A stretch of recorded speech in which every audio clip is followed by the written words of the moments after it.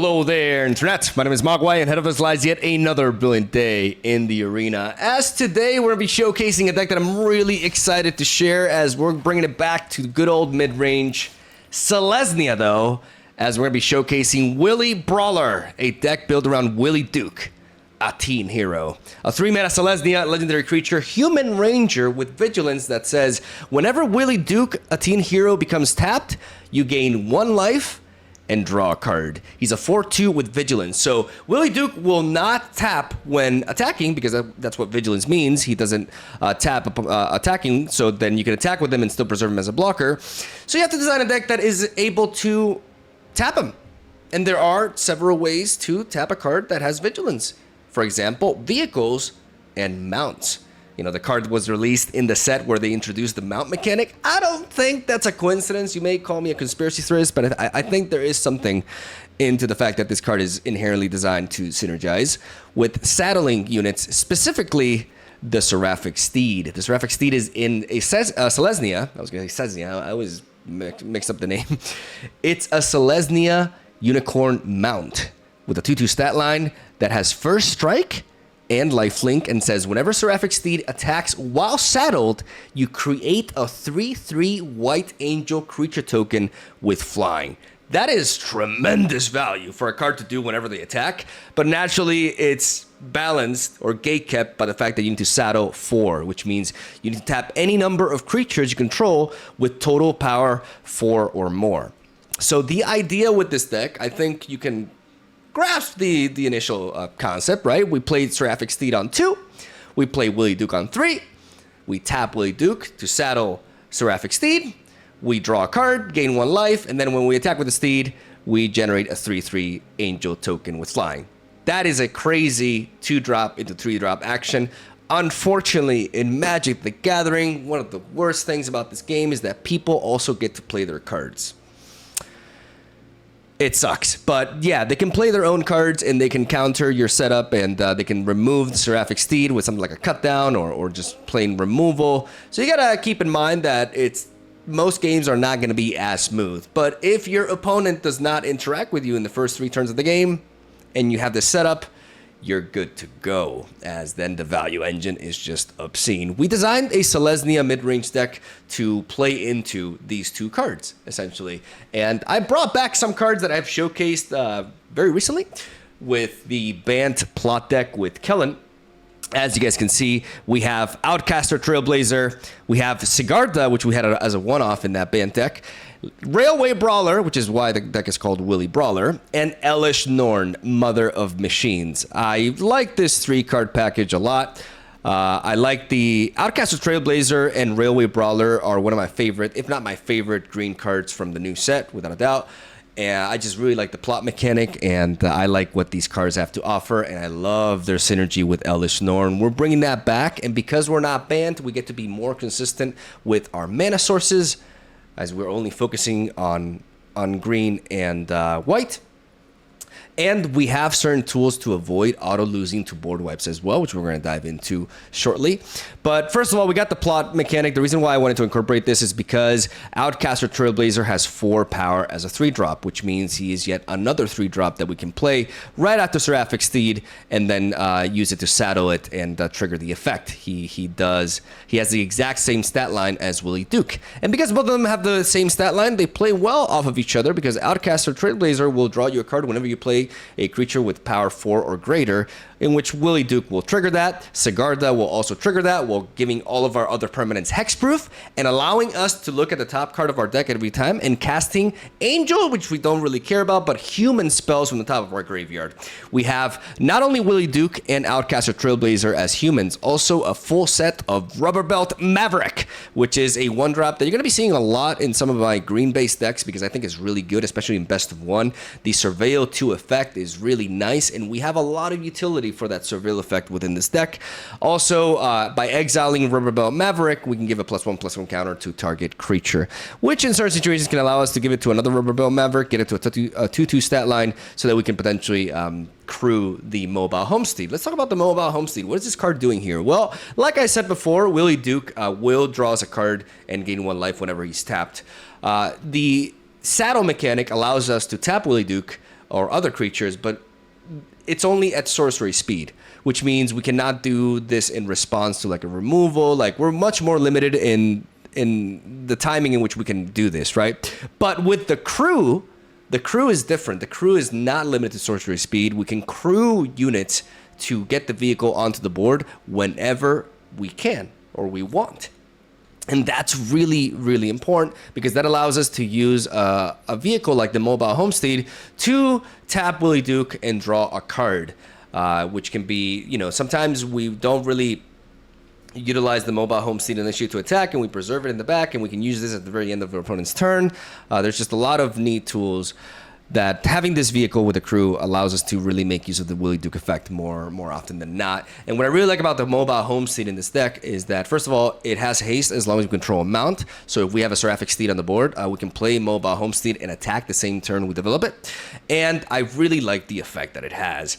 Whenever Mobile Homestead attacks, look at the top card of your library. If it's a land card, you may put it onto the battlefield tapped. So Mobile Homestead, alongside Rubberbell Maverick and the likes of Sigarda, who looks at the top of our deck, can function really well because with Rubberbell Maverick and the Surveil effect, we can set up a land there. As we swing with the Homestead, we can pull the land out of the top of our deck. And what it's effectively doing, it's ramping, but it's also really giving us a draw. It's also technically drawing us a card because that land that we were going to draw, and that was going to be the draw of our turn, is automatically going onto the field. So we're skipping a card draw turn in a way alongside ramping, which makes this effect really, really nice. And having a vehicle like this really helps us keep pushing damage against more control decks, like AZORIUS Control, for example. It's important to have stuff like this and the Restless Prairie, which we are running as a 2 of here, to allow us to keep pushing damage through sources that are not technically creatures, and that, you know, we can develop, you know, the turn that we develop, they have Summoning Sickness, but from that point onwards, they don't. So even if they board wipe us, we can continue to keep coming at our opponent with these, they're called manlands because they turn to creatures, and the vehicle itself in Mobile Homestead. But we have another tech against board wipes. I mentioned board wipes a lot because it's the biggest issue with this deck, because when it comes to like a mid-range battle, once we get Elish alongside Railway Brawler, like there's no like mid-range creature-based board state that will outmuscle us. Like we are just absolutely ridiculous. Elish Norn also shuts down a lot of decks, and especially a lot of creature-based strategies within the meta. So we don't fear running into other creatures, even though aggro can be dangerous because it may be a little bit too fast for us sometimes. But mid-range in general, we can fight on really well. But we are very afraid of white-based board wipes. Also potentially black with cover-up as well. These sort of control decks that can just destroy all creatures on the board, that can hit us really hard because we're not running blue like the BANT deck before, so we don't have counter spells available to us. So cards like Mobile Homestead, like I said, Restless Prairie, help us keep pushing damage. But another card that can come into play and be really, really clutch in those scenarios is the Werefox Bodyguard. I adore this card. I think this card is so cool. I love the art. I just love everything about it. It's a flash creature, Elf Fox Knight, for 3 mana. When he enters the battlefield, you can exile up to one other target non-Fox creature until Werefox Bodyguard leaves the battlefield. You may be wondering, a non-Fox? Oh no, what foxes do I have to worry? I don't even think I've ever seen a fox besides this guy in Standard, so don't worry about that. Werefox Bodyguard can be used to essentially remove an opposing creature that's being problematic for us, but it can also be used against control decks to banish or exile our own creatures. Because if a board wipe happens, if our opponent plays a spell that says destroy all creatures, we can respond because of flash. We can play this at instant speed with a Werefox Bodyguard. We can target our creature, protect it with this, and then when this dies, the creature comes back onto the board. So we can, in a way, we can use white to dodge full board wipes. And what's really neat is that if we have Elish on the board, this effect will trigger twice. So if we manage to set up Elish against control decks and they go for a board wipe and we go for the Werefox Bodyguard, we can actually save 2 creatures and not just one, and have them re-trigger the upon entry effect as well. So we could save something like Elish and an Outcaster Trailblazer, and not only do we save ourselves from the board wipe, we draw 2 cards on top of that, which is amazing, right? So this card is very multifaceted. It's just very reliable in all sorts of matchups, and I absolutely love it. And of course, the synergy with Ellis Norn makes it even better. And that's why I went on a little bit of a tangent with this card. But the rest of the deck, we got Seal from Existence, so we can also deal with non-creature permanents that can be problematic. I like that. Ossification, we're incorporating this time around. We didn't do so last time because as a BANT deck, we barely had any, if we had any, like basic lands at all. But being Selesnya allows us to run 7 plains and 6 forests, which allows us to play Ossification and remove creatures for just 2 mana. This can proc twice with Elish, like I mentioned prior. And ladies and gentlemen, that is the deck list right there. It's really, really fun. It's just good old mid-range value plays and a lot of very neat synergies and potential snowbally crazy games with the Seraphic Steed, which is fundamentally what the deck is built around. And of course, Willie, your boy Willie, the hero. Leave a like for him, please. He deserves it. And I'm going to stop rambling. Thank you guys for watching. Stay tuned for daily Magic the Gathering content. Hope you enjoy today's games. I got another spicy deck ready for you tomorrow, so stay tuned for that. And I'm also stuttering a lot when I'm talking because I've been recording all day and my brain is fried. But I love you. I appreciate the support on the videos. Hope you enjoy what I'm putting out. And I'm going to keep going. So I'll see you guys tomorrow.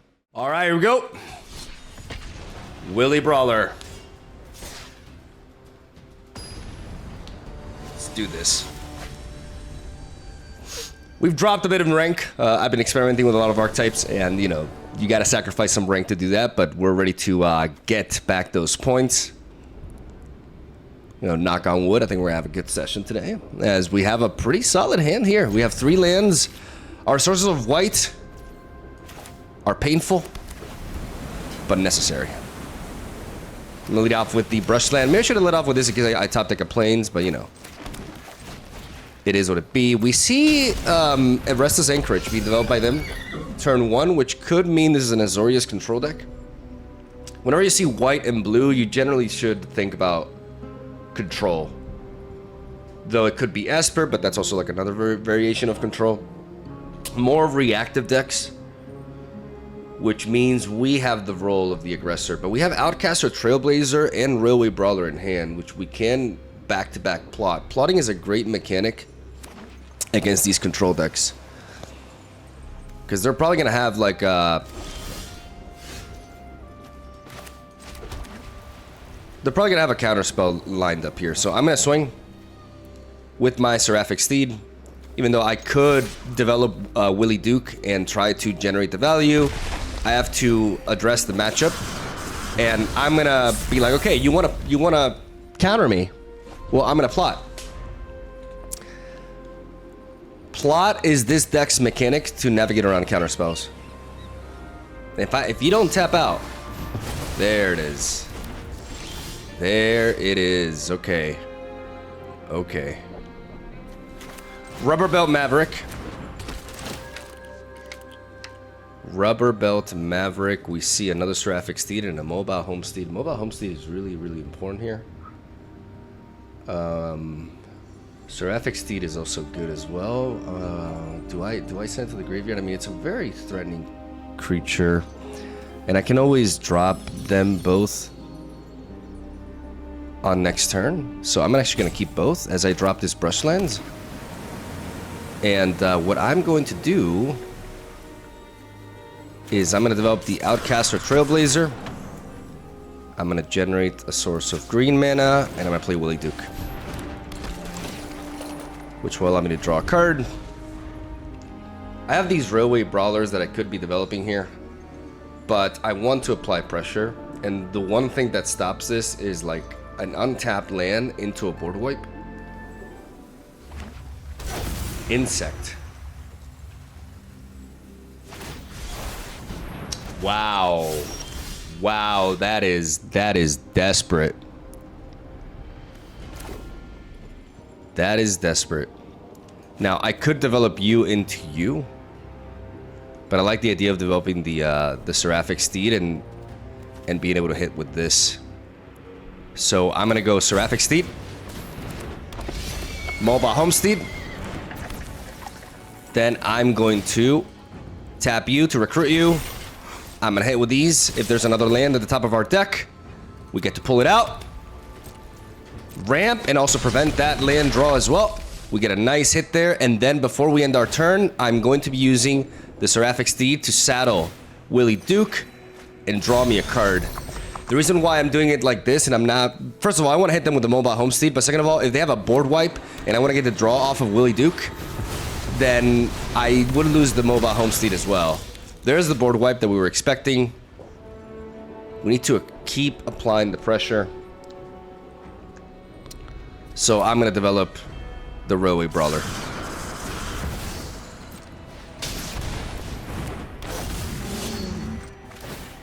I'm going to crew. No land there.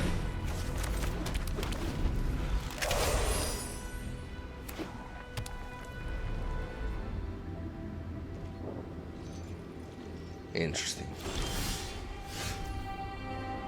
Now I can play Robo Maverick and use it to crew the Mobile Homestead thanks to the Railway Brawler. It'll be a 2-2. We can surveil.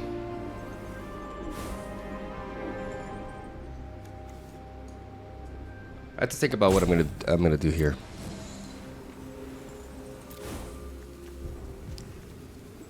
I'm gonna order them like this. I'm gonna explain it a bit.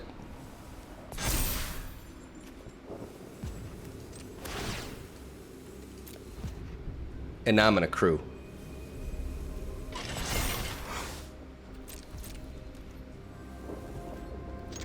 Swing with these two. We don't have a land, so you know. But we really value Sigarda in a matchup like this. We're expecting them to generate that to deal with the Mobile Homestead, but we're still representing 5 damage with a Railway Brawler. They cannot Wandering Emperor here, so whatever they play onto the Railway Brawler.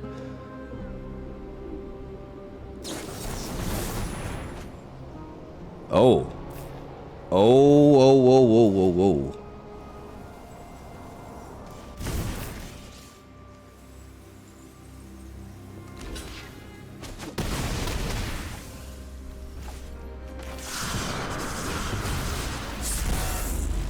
We drop them down to 2. They go for a card draw with the 3 steps ahead. As we plot the Outcast or Trailblazer, because our plan is we have 6 mana. So next turn we drop the Outcast or Trailblazer, we play Sigarda, we draw a card, and we have protection against that, against the board wipe. You'll see what I mean. But this Sigarda needs to go through though.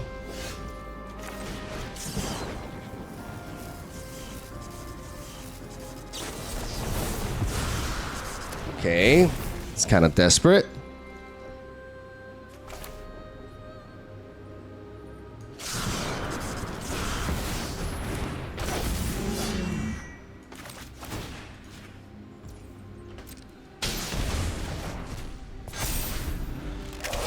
I see that counterspell. I drop the Railway Brawler.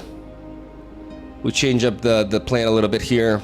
We have Seal of Existence and the Warfox Bodyguard with more than enough sources of white to be able to chain them. I mentioned the Warfox Bodyguard because, you know, board wipes happen.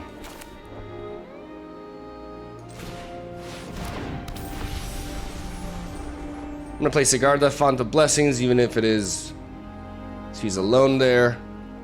If I lose this unit, it's gonna be problematic. Hopefully they've ran out of gas a little bit. Okay, there it is. There it is. Oh, come on, man. Seriously? Oh my god.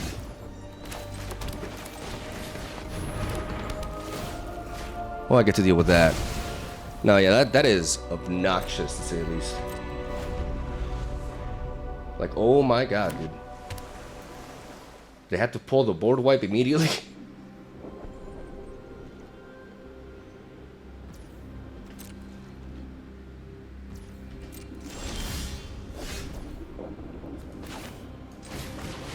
Now we can play Sigarda, but we do have Werewolf Bodyguard. And another one at the top of our deck. The Werewolf is going to be our key to winning this game. They transformed that artifact. It's a 1/1. It can't block into me, so it's fine. There is another unit that can block into Sigarda, but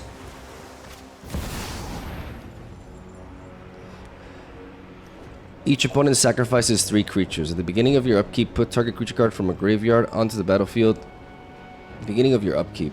Okay, so they do that, and in response, we play the Werfox Bodyguard, and we target our own Sigarda.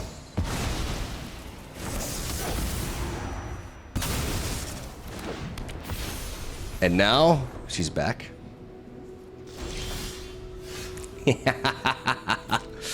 Let's get it!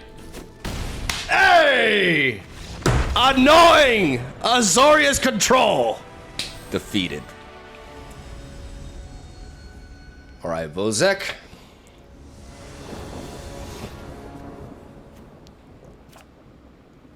Okay. We have removal. The Mobile Homestead as well.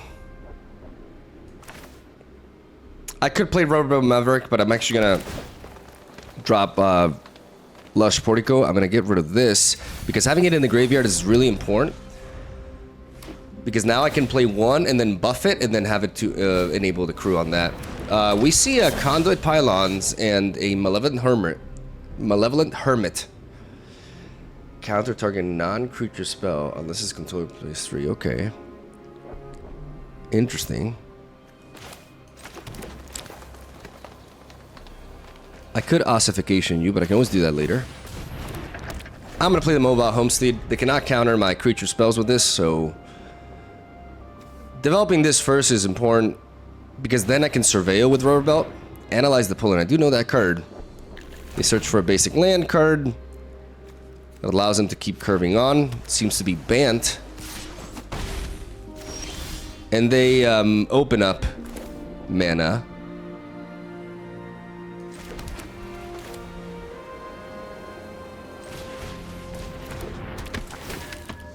I'm gonna play you. Keep those 2 lands there. We're gonna go for this effect from the Rubber Maverick. We're gonna use it to crew you. And now we get to swing. We trigger the Mobile Homestead, and we get to bring that land out. And we still draw another one, allowing us to curve out. So the Surveil effect itself, like right there, just kind of like, you know, guaranteed. Like, we had the draws in line, but a lot of times Rubber Maverick can actually line up that situation for the mobile to actually ramp us, which is really important because now, what are we doing now? We want to play Willie Duke and Seraphic Steed. Like, we have to develop here. They could have a board wipe, but the Mobile Homestead will survive it. Willie Duke. Seraphic Steed.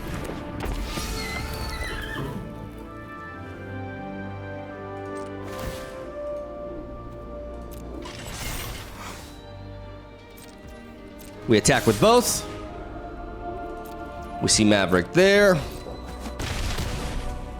And now, before the end of our turn, we're actually going to tap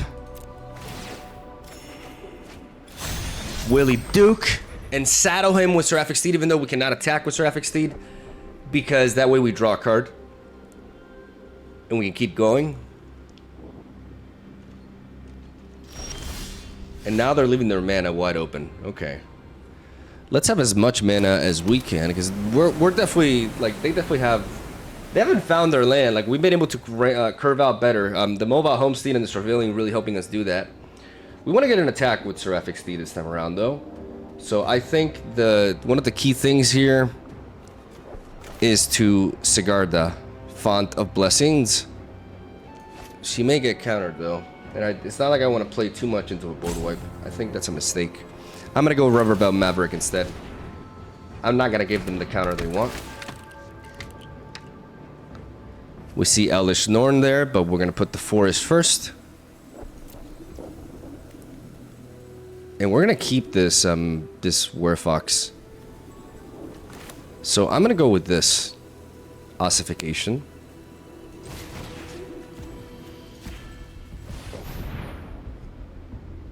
Try to remove that blocker from the way and see how they react. They can just sack it.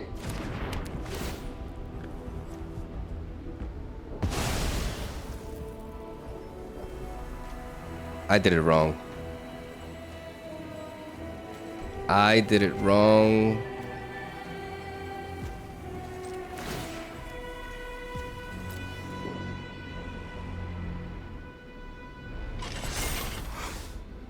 I did it wrong. I did the sequence wrong because... that's... I mean, it's fine. It's not the end of the world. But I did the sequence wrong because of the Seraphic Steed. If I'm tapping Willie Duke...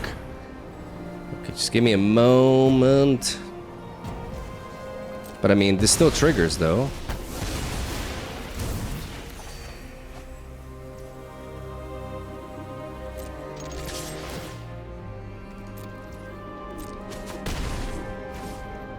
Silly on my end, like not... The Seraphic Steed comes back, they get rid of Willie Duke. I miss sequence there because you have to factor in the Seraphic Steed as well. But we're keeping the Werfox Bodyguard open to essentially counter a board wipe. I'm gonna go 1, 2, 3, 4. And I'm gonna try to cast Sigarda. Giving everything else hexproof. Now, I can saddle you.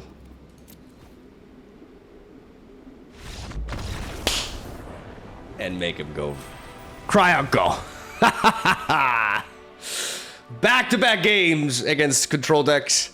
This one's a little bit different because they capped out at 4 mana, but you know. We didn't pilot it perfectly though. Like I gotta make sure the sequencing is right because I just did not like when you factor in the Seraphic Steed and Willie Duke specifically. Like you have to remember that you're gonna draw the card and then you're gonna attack with the Mobile Home Steed. So the initial ordering of the cards was actually better.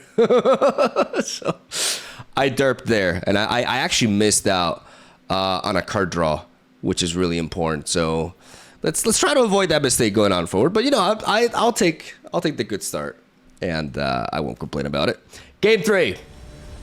How about a mid-range matchup?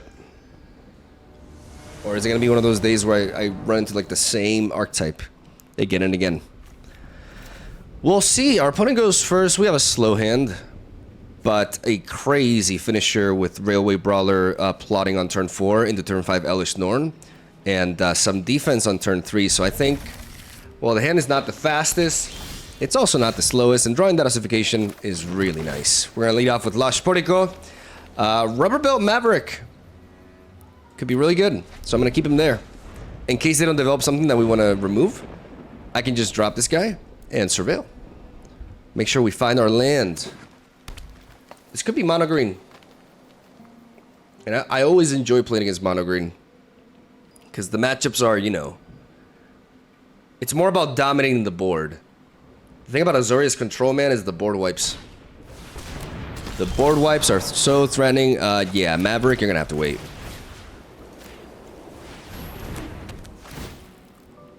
Because that intrepid paleontologist will allow them to ramp. And there's the hulking raptor to be worried of at 4 that can really propel them.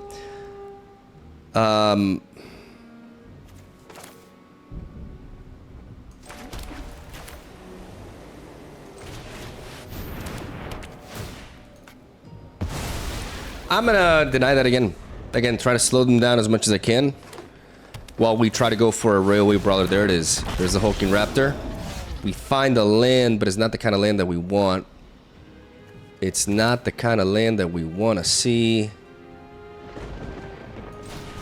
I'm gonna play Rubber Belt, even though we're vulnerable this turn. We have that 5th land.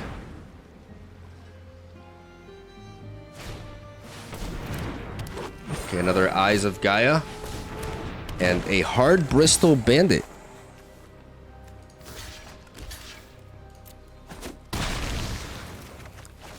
Whenever you commit a crime, untap him. Okay, that's... that may be a little bit concerning. I could play... Nah, I just want to drop you. Elish Norn, Mother of Machines. With the 4/7 stat line, any sort of upon entry effect, like for example, the Terror of the Peaks will be shut down. Double Terror of the Peaks will be denied. Yeah. Yeah. We're not out of the waters by any means, but this Werfox bodyguard can be insane, and I want to enable it here. So I'm gonna go Seraphic Steed.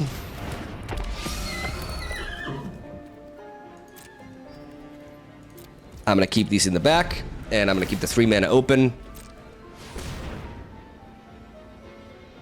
for the Werfox bodyguard. These sort of like ramp creature-based decks tend to have like creatures that get really shut down by Elesh Norn as they go for the double attack. I'm gonna develop the Werfox bodyguard. The Werfox bodyguard will trigger twice because of Elesh, which allows me to get both of these. Okay, which one's the first one? Okay. Make sure I don't target the same creature twice. And lock them down, baby. Lock them down. That's what I like to see, them slowing down a little bit, you know what I'm saying? 1, 2, 3, 4, 5, 6. I want to make sure I have everything protected. So I'm actually going to plot here. And I am going to enhance you. The reasoning for this is so that I can actually now I trade favorably into you. We're not going to attack with Elesh. Elesh is the only reason we're alive, basically. These Hard Bristol Bandits is a cool card. Oh, they lost their patience. Wait, what am I missing here? Let me make sure I'm not missing anything. No, they completely lost it.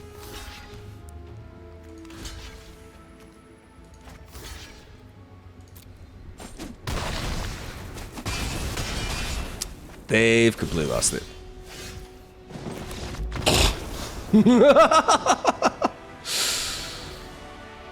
Yeah, Elesh Norn is still a good card. Master Ninja.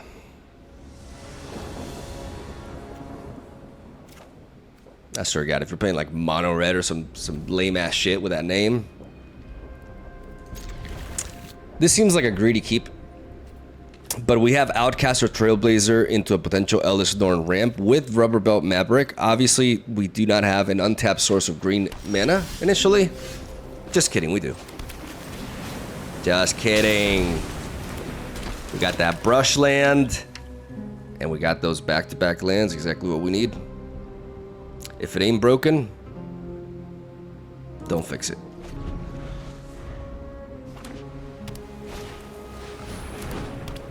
Giada, Font of Hope. Each other angel control. Okay, that's a threat. Unfortunately, we have a game plan. Like our turn 3 is also going to be rather uneventful. But from that point onwards,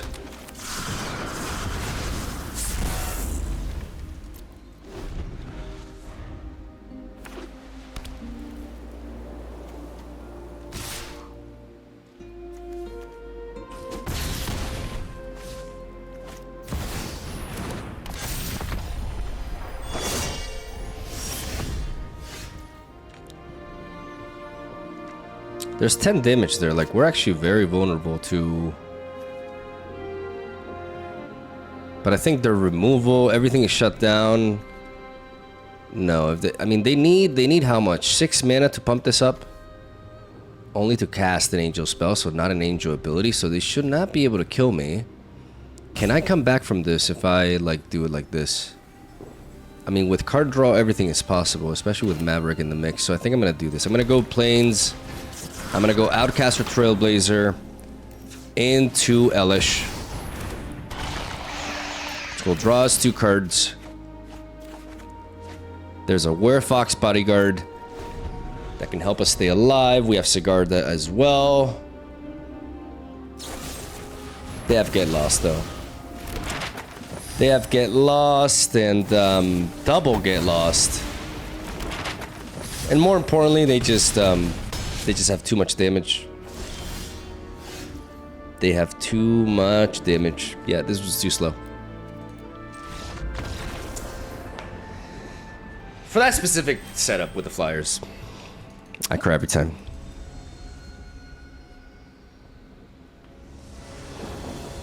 Here we go for another round as we got Seraphic Steed into Outcast Trailblazer and WYLIE Duke. That's a promising hand right there, and that dragon kind of like freaked me out for a second. Came out of nowhere. Okay, 4 colors already. NT, okay. Seraphic Steed. 4, like, wow. Inspiring Vantage and Restless Reef, okay. They could discard a card to give this a +1/+1 counter and trample. Trample is temporary, but the +1/+1 counter is permanent. I'm gonna let this attack go through. They find a land that they can play this turn, no blocks.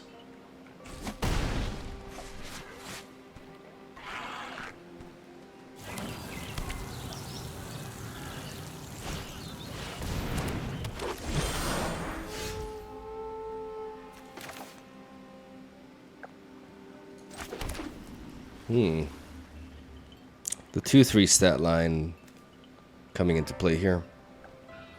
I have to think what the better approach is here. We have WYLIE Duke, which is nice, but plotting the Outcast or Trailblazer could really help us get there.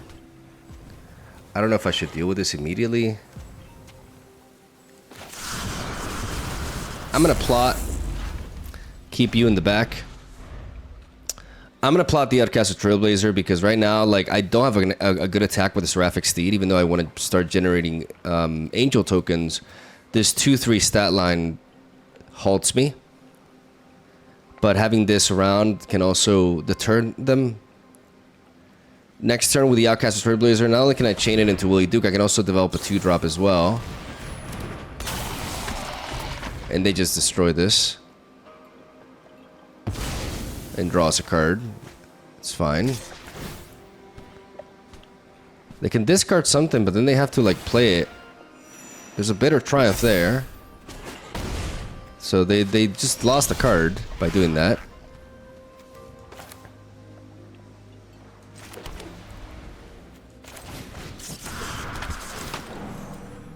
I'm gonna generate white mana, and I'm gonna play WYLIE Duke. Because WYLIE Duke will draw us a card. And then I could play the Mobile Homesteed. I like the Seraphic Steed, though.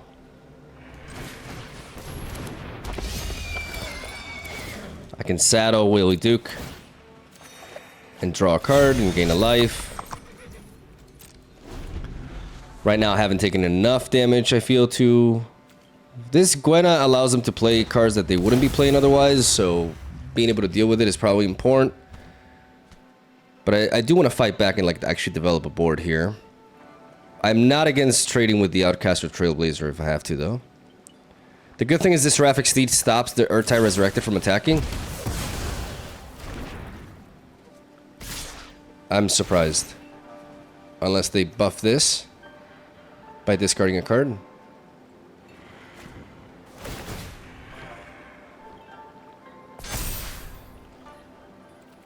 No blocks then.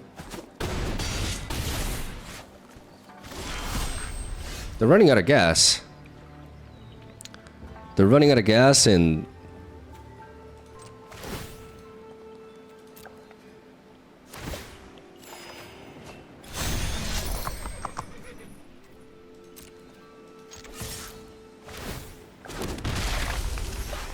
I gained some health back.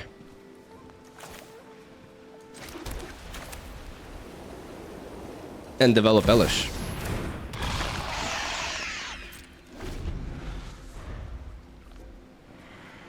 Okay. GG. Okay, show me. Maybe developing Elish wasn't the play. Maybe I should have just... Like, I do know Elish stops other Urtai Resurrected.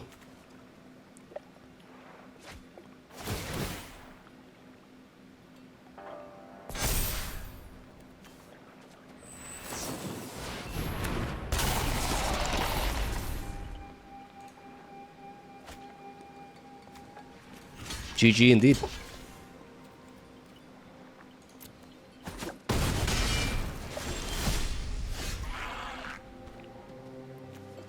Got me worried there for a second. Outcast or Trailblazer.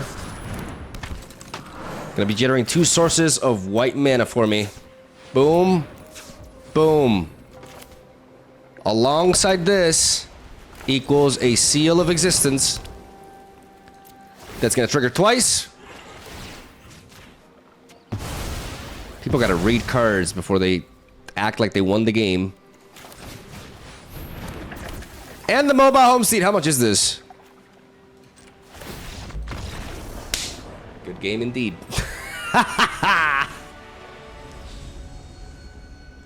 Juan Ignacio. You're my final boss. You got that?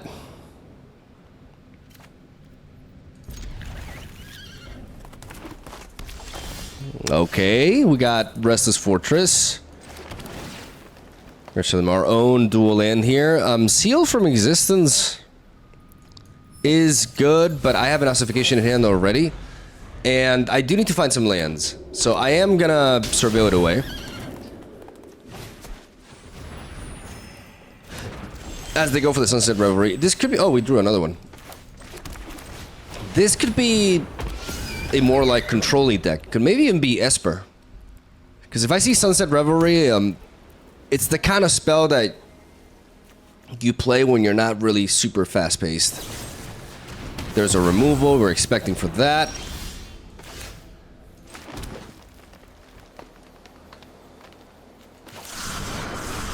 I'm gonna plot the Outcast or Trailblazer here.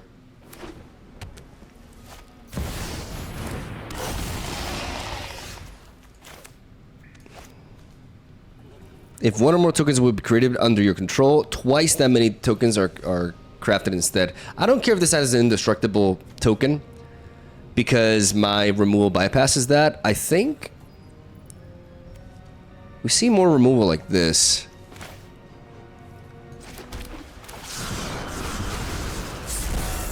I'm actually just gonna line up the plots. I feel like this is the matchup for it. Build up so I can just vomit a lot on the same turn. There it is.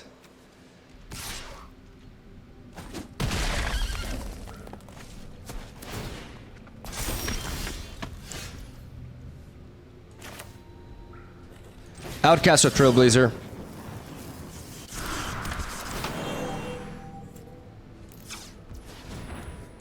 Railway Brawler. We draw a card.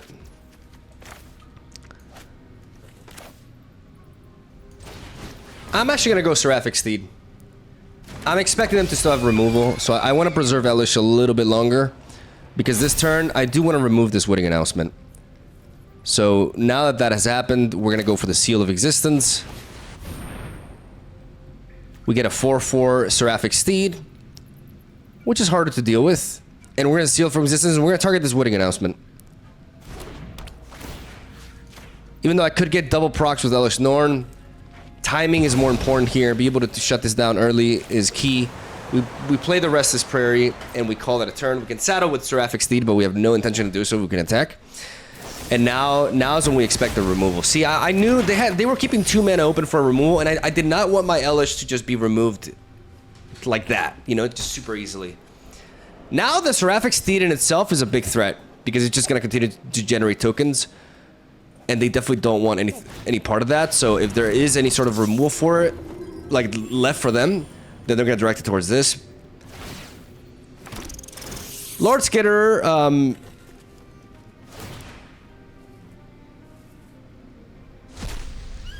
powerful, but the rats cannot block. And with Seraphic Steed, I'm pretty okay with that. Now we drop Elish. We'll trigger the Trailblazer twice, draw 2 cards. Which means we can find the land. We do. Ladies and gentlemen, we do. That means we get to play Rubber Belt motherfucking Maverick. And we get to surveil 4. We get to dictate exactly what we want to draw. We have another mobile homestead. That's pretty nice. But maybe there's something better we can get at this stage of the game. Yeah, I'm just gonna get rid of all this. Put that there. And now we want to start generating for sure. The problem is they can sacrifice 2 artifacts or creatures. They can give this indestructible, so we actually need to wait before we attack. Attacking now would be reckless. So we're not gonna saddle, we're not gonna do anything. We're gonna hold in the back. Because now this ossification will remove 2 creatures.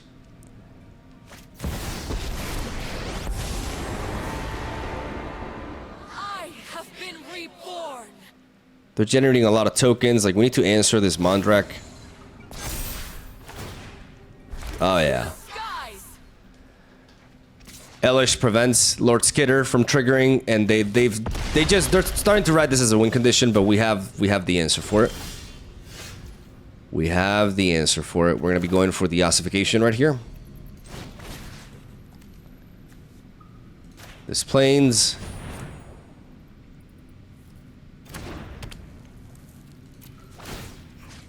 We target you, and we target you. Doesn't matter if you generate indestructible. I'm not destroying you. I'm sealing you. I'm sealing you away to the Shadow Realm! And now, ladies and gentlemen, I'm gonna set up the Seraphic Steed here. I'm gonna buff this Rubber Belt Maverick. I'm gonna play this Lush Portico, surveil twice. Get rid of that land. The unicorn is nice, but not really what I need right now. Surveil that. And now I'm gonna use you. I'm gonna crew you and you.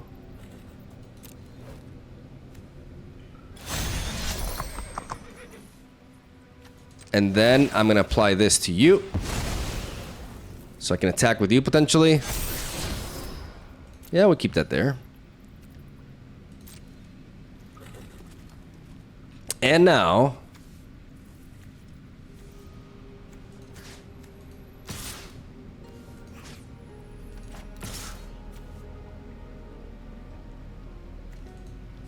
I really want to get rid of this Elspeth, so screw it.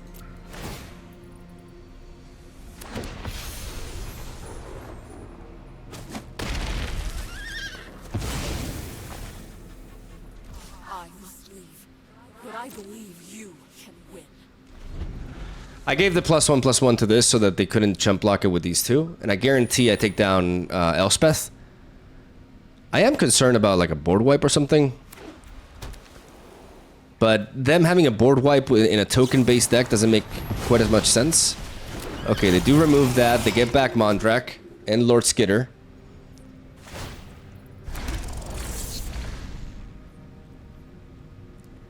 But the good thing is now we got a lot of card draw ahead of us here.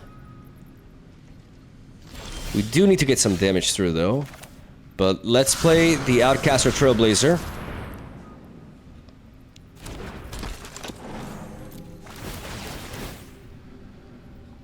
We draw first to see what we get.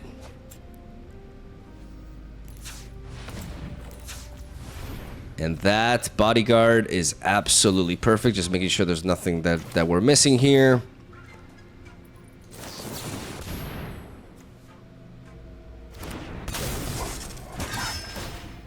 Boom. Boom.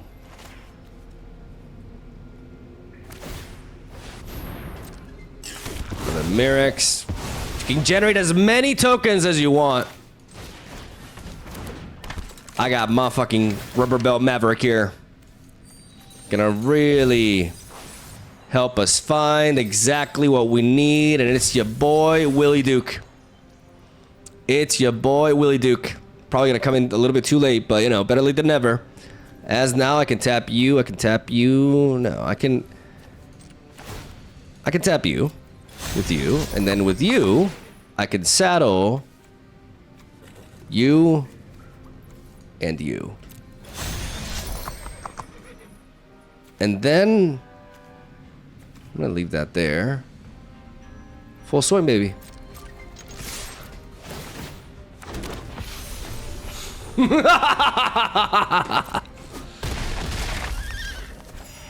Oh yeah.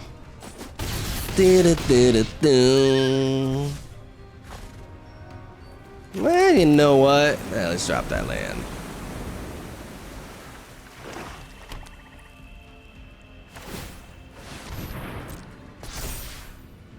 They're fighting in. They're going in. They're probably swinging in with everything. Oh yeah.